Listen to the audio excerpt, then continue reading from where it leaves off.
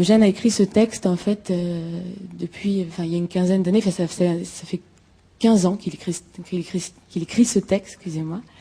Et en fait, il est parti d'une histoire vraie d'un poète paysan limousin, résistant, qui s'appelle Henri Nano, dont René Rogerie a écrit un livre assez magnifique qui s'appelle Un amour fou de liberté, qui parle à la fois de son histoire et en même temps qui donne aussi des lettres qu'il a écrites pendant le maquis.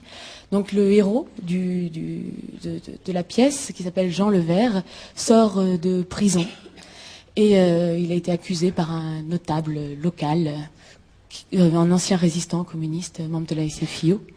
Et donc il sort de prison et juste le jour de la nuit de la Saint-Jean en fait. Et donc du coup il va retrouver sa famille, une femme qu'il attend depuis un an et demi. Et il va être confronté aussi à une nouvelle génération de conscrits qui eux partent à la guerre d'Algérie. Donc c'est deux générations qui se confrontent aussi. Et donc du coup ça se passe pendant cette nuit de la Saint-Jean, où il y a plein de rites. La Saint-Jean, c'est aussi sauter autour du feu.